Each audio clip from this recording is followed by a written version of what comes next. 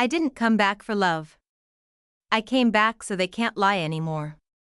I was 11 when my mother, Elaine Whitmore, leaned across the front seat of our station wagon and said, "Just for the summer, honey. 3 months tops." My father, Dennis, didn't say anything. He kept his eyes on the gravel road that curved like a scar into the Ohio hills. His jaw was tight, his hands too steady on the wheel. They dropped me off in front of a farmhouse that looked like it hadn't been painted since the 1960s. 2 stories, brown roof, porch swing crooked on one side. It smelled like pine sap and old machines. I remember the wind pulling at my coat, the duffel bag cutting into my shoulder, and the way no one looked me in the eye when the front door opened. Walter Whitmore, my grandfather, stood in the doorway in a flannel shirt, sleeves rolled, one hand gripping the frame like he didn't trust the wind either. He wasn't tall, but he seemed solid, as if the house might fall before he would. He nodded once and said, "Well, you'd better come in." Elaine kissed the top of my head without touching it. Dennis gave a flat wave. I turned, expecting at least one backward glance. There was none. The wagon pulled away, tires crunching until the sound disappeared. Inside, the house creaked like it had lungs. The living room was dim, filled with books stacked under furniture legs to balance the tilt. The walls were lined with shelves, dusty frames, and a cuckoo clock that coughed every hour instead of chiming. Walter didn't offer hugs. He pointed to the staircase and said, "Your room's upstairs. It's the one with the old radio." It wasn't much of a room, just a cot, a threadbare rug, and a window that looked out over fields so flat they felt like sky. But on the nightstand sat a flashlight and a small folded towel. Someone had thought ahead. I held that flashlight like a hand that first night. I lay in bed with my shoes still on. I kept imagining they'd knock on the door, apologize, say there was a mistake, that they'd turned around at the last gas station. I stared out the window so long the moon slid across the glass like a whisper, but no lights came down the drive. No voices called my name. By morning, the towel was still folded. The house was quiet except for a radio in the kitchen playing old jazz through static. Walter stood at the stove, flipping pancakes with mechanical focus. He didn't ask if I'd slept well. He just set a plate in front of me and said, "Eat." I didn't ask when they were coming back. I couldn't. What would have hurt more? Hearing soon, or hearing nothing at all? Walter didn't ask questions, and I learned not to offer answers. Each morning, he rose before the sun, the clatter of pans and hiss of the percolator echoing through the walls like clockwork. I followed the scent of burnt coffee into the kitchen, where he moved with the same precision I'd later see in his hands when he fixed a broken fuse or rebuilt an old carburetor. Breakfast was toast, always slightly burned at the edges. Sometimes he'd leave out 2 slices, one near black, one golden, and I never knew if it was by accident or design. I always took the burnt one. He never sat across from me. He stood at the sink, sipping from a chipped mug that read Whitmore Lumber, 1974, as if he'd already eaten elsewhere. The only sounds were the ticking of the wall clock and the occasional creak of the floorboards adjusting to the day. He didn't treat me like a guest, but he didn't treat me like an inconvenience either. In the afternoons, I wandered. The yard stretched into wheat-colored fields bordered by rusted fences and tractor ruts. There was a shed behind the barn, half workshop, half graveyard of forgotten machines. Walter spent hours there, sleeves rolled, grease painting his forearms, an old transistor radio murmuring baseball scores in the corner. One day, I lingered by the door too long. He looked up, then down at the socket wrench in his hand. "Want to try?" he asked. I didn't answer, just stepped forward. He showed me how to loosen the bolt, how to hold steady. My hands were too small. I dropped the wrench twice, but he didn't flinch or sigh. He waited. When the bolt finally turned, he smiled. Just once, but it was the kind of smile that felt earned. We didn't speak of it afterward. He just handed me a cloth to wipe the grease and returned to work. Evenings were silent. Dinner was simple, boiled potatoes, beans, the occasional meatloaf reheated from a frozen tray. We ate at the table like coworkers after a long shift. The radio played. I didn't ask him why. I was afraid he'd tell me what the court already had: they let you go. That night, he made chili, burned the bottom like always. I stirred mine in slow circles, watching the flecks of pepper float. He didn't notice my silence. Or maybe he did, and just knew better than to touch it. After dinner, he pulled a small wooden box from the hall closet. "Found this when I cleaned the barn," he said. Inside was a rusted compass and a pocket knife with the initials HW etched into the side. "Yours if you want it." I nodded, unsure what he was really giving me. The box stayed on my nightstand after that. I never used the knife, but I liked knowing it was there. The next morning, he didn't ask if I'd slept. I didn't ask if he knew I'd seen the file. We went about our routine, feeding the chickens, checking the fencing near the pasture, but something had shifted. He handed me a wrench mid-repair, and our fingers brushed. For a second, I thought he might say something. Instead, he cleared his throat and said, "You'll need your own set soon." That was his way: no apologies, no promises, just space to stay and tools to build with. That night, I added a new sentence to the list I kept in my head: if they come back, don't ask why they left. Ask why they stayed gone. I didn't think of it as engineering at first. I just wanted to fix things that didn't work the way they should: a rusty hinge, a broken latch, the busted heater in the barn that coughed more than it warmed. Walter noticed. He didn't say it, but he started leaving things half-repaired: wire spools out of place, diagrams half-drawn, screws just loose enough. I took the bait every time. When I was 16, I read a magazine article about a wheelchair that folded into a backpack. The idea stuck. "Ours hadn't worked right since the war," Walter said. I wanted to build something he wouldn't have to fight with. I sketched late into the night, arms sore from welding practice and YouTube tutorials on an old laptop that wheezed like it had asthma. One weekend, I told him I needed aluminum tubing, thin but strong. I'd already checked the prices online. He didn't say anything, just disappeared into town and came back empty-handed, except for an envelope with a receipt and $72 and change. I didn't ask what he sold. But the next time I went out to the shed, the old Ford was gone from the back lot, the one with the cracked windshield and the faded bumper sticker that said, "Railroaders, don't quit." He said it needed too many repairs. I never believed him. The prototype took 8 months. It was clunky, ugly, but it folded and it rolled. I submitted it to the Ohio Young Inventors Fair with a 3-page essay and a grainy demo video Walter recorded, holding the camera like it might bite him. I won 3rd place.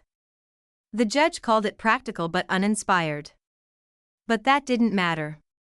What mattered was the letter that arrived 2 weeks later, offering to join a state-sponsored STEM cohort with a partial scholarship to a public university if I could keep my grades up.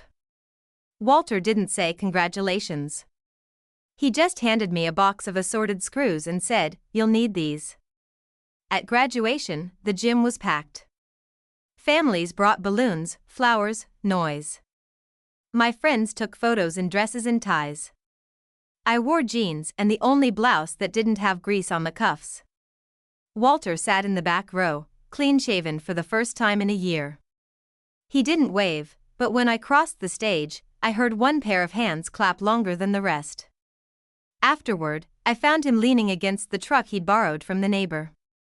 He handed me a sandwich wrapped in wax paper and said, "Figured you'd be hungry." We drove home with the windows down. The sky was clear, the air soft. He didn't say he was proud. He didn't need to dot on my 25th birthday. Walter made pancakes from scratch. The kitchen smelled like brown butter and burnt edges.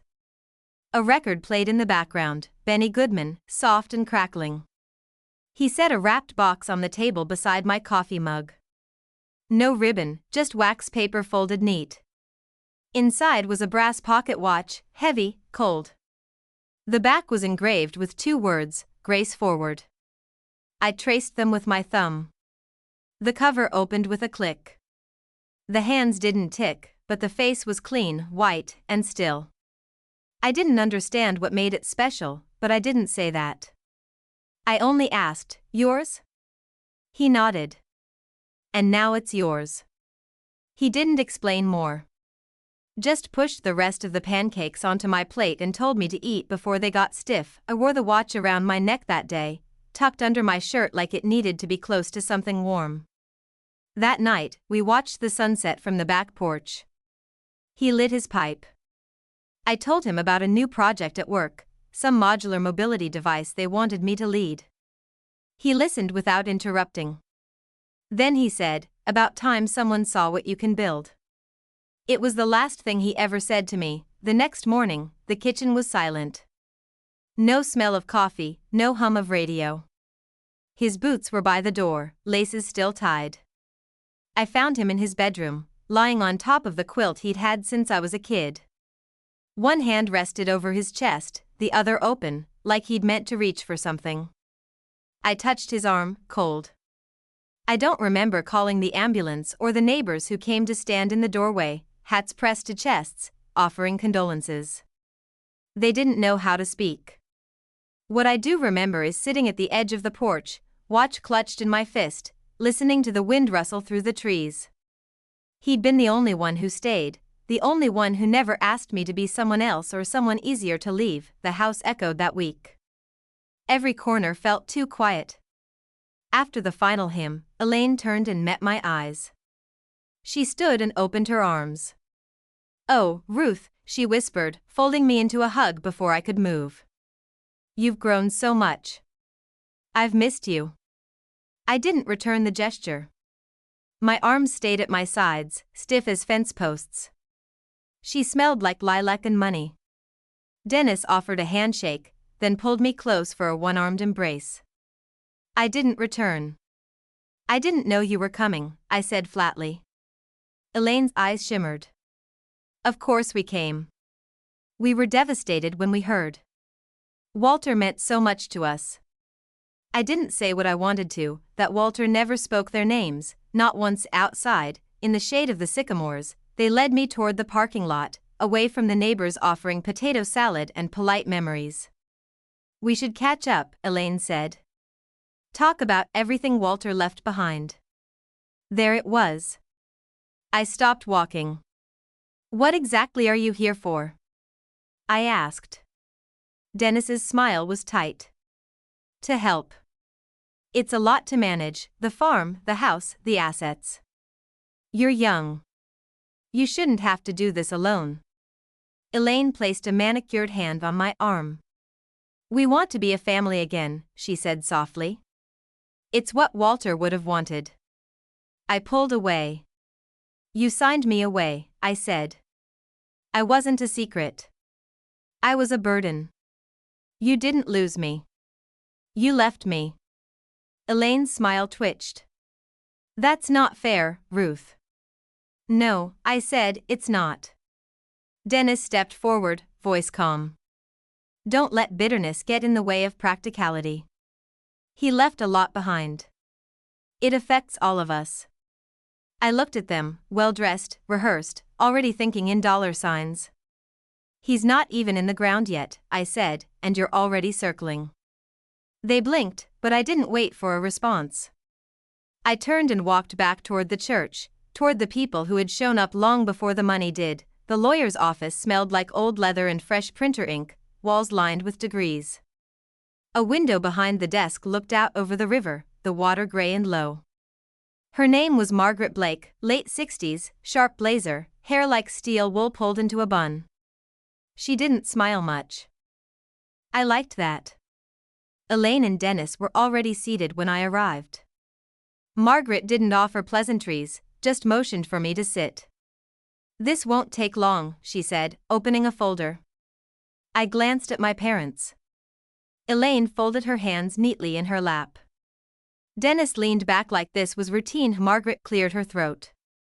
"Walter C. Whitmore's estate has been legally transferred in full to Ruth A. Whitmore, his granddaughter and legal ward." She paused. The room tightened. Elaine broke the silence. "That can't be right." Walter never discussed any of this with us. Margaret didn't blink. He didn't need to. You relinquished guardianship in 2009. I have the documents. She pulled out a signed form, black ink, clear date. Dennis's mouth twitched. We were advised to do that at the time for Ruth's stability. Margaret continued, Walter's estate includes the farm, 4 parcels of surrounding land, 2 patents in ongoing use, and majority shares in Whitmore Solutions Incorporated. Total value, just over $92 million. I gripped the chair arms. The number didn't register. I only heard one word, Walter. Elaine leaned forward, voice warm. Darling, with that kind of responsibility, you'll need guidance, support. We can help. Margaret raised a hand. Mr. Whitmore anticipated this. She opened a small black case and pulled out a scanner. May I see the watch? I hesitated, then removed it from my neck and placed it on the desk. Margaret opened the back panel, revealing a tiny QR chip beneath the face. She scanned it. A green light blinked. Verified, she said. Dennis frowned. What the hell is this? Margaret didn't answer him. She turned to me. Your grandfather encrypted the will's activation to the watch, biometrically coded to your pulse pattern. No one else can claim the estate. The documentation, witness records, and encryption logs are all in this folder. You're the sole heir, Ruth. Elaine stood, her voice cracked. You can't be serious. She's a child. I looked at her. I'm 25. You don't know what you're doing, Dennis added. This could ruin you. We'll contest it. Margaret met his stare. You're welcome to try, but be advised, the watch, the biometric lock, and your prior surrender of parental rights make this airtight. You will lose. Elaine's face paled. She turned to me, eyes wide. Ruth, you don't want a war in court, do you? Just talk to us. I stood, the watch cool in my hand. You've had 14 years to talk to me, I said. You chose silence. Dennis glared. You'll regret this. I walked out before Margaret could say another word. The hallway smelled like floor wax and something burnt. Outside, the river moved slow and sure.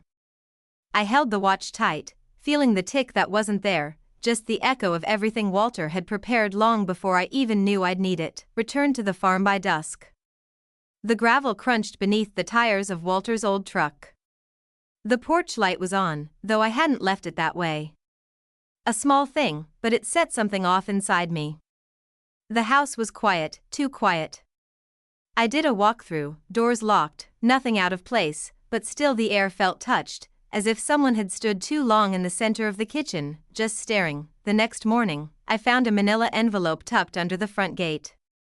Inside, a formal notice, intent to challenge the will, filed by Dennis and Elaine Whitmore, natural parents of Ruth A. Whitmore, on grounds of undue influence and questionable mental competency of deceased party. Below it, a second envelope, no letter, just printed screenshots of my grandfather's last medical visits, highlighted for blood pressure and cognitive decline. They were playing dirty. That same afternoon, they appeared again. A black SUV rolled up the dirt road like a hearse that didn't know when to stop coming. Elaine stepped out first. I stared at her for a long moment. I was alone, I said, when I waited by the window every birthday, when I brought Walter cocoa during his chemo and watched him fall asleep mid-sentence. Where were you then? Dennis's voice dropped low. You'll regret shutting us out. I opened the gate, then shut it behind them. A week after they left, I found the tin box. It was buried beneath the floorboards of Walter's study, where the rug had always sat uneven. I'd moved the desk to clean and saw the small iron hook, just a sliver, but enough. Inside, his journals, and on top of them, a letter in his script, firm, slanted, deliberate. Ruth, if you're reading this, I'm gone. But if I raised you right, then you're still standing, head high.